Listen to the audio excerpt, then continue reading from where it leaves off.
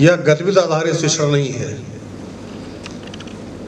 भारतीय शिक्षा समिति उत्तर प्रदेश के सचिव माननीय दिनेश कुमार सिंह जी, उनका सत्र अगर होगा तो उनकी पीपीटी में 2 चीजें हैं, एक पढ़कर कुमार और एक करकर कुमारी। पढ़कर कुमार का मतलब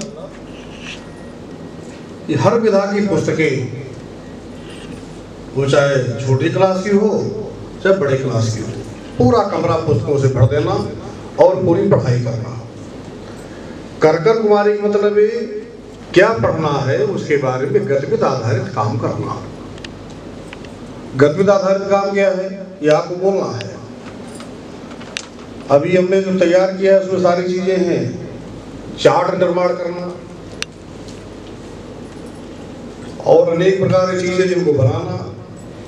छोटे भैया बहन हैं, उनके शिक्षण सुसवाटिका का अलग है, सुसवाटिका पहले भी बैठी है। तो गतिविधि आधारित मतलब हम जो भी काम करें वो क्रिया आधारित करें। तो क्रिया आधारित पर हम सबके घर में निमंत्रण कार्ड आते हैं और अनेक प्रकार की सामग्रियां होती हैं। यदि हम उसके आधार पर काम करते हैं तो भैया बहनों समझ में आता है।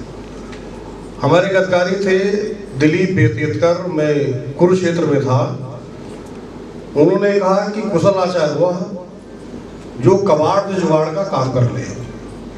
अर्थात मैं कहता हूं कि एक झोला जो आपका बेकार हो गया, उसको अपने वॉशरूम के सामने कोई किले में टांग दिया आपने, अब उसको टांग करके हम क्या करेंगे बताइए। झोला हमने टांग दिया, हमको करना क्या है? पीछे सुनाई दे रहा है?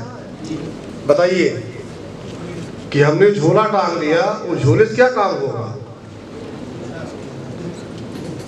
आचार विकास में ये भी विषय है, क्योंकि आप बोलेंगे चिंतन करेंगे। झोला माने क्या?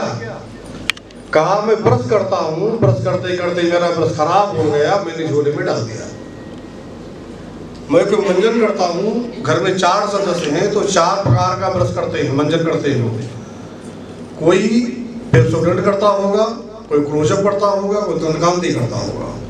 आप विचार करें कि 4 लोग हैं, 4 प्रकार के करते हैं। मंजन जब उससे पूरा खत्म हो गया, उस पेस्ट को डिब्बी को उठा करके झोले में डाल दिया। अर्थात जो भी सामग्री यूजलेस थी उसको हमने झोले में डाला। अब करना क्या है?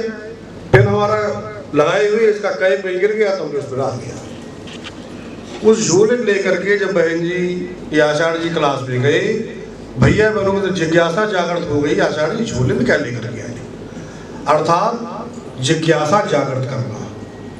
अब इसे हमने आपको दे दिया, जिज्ञासा जागृत करना।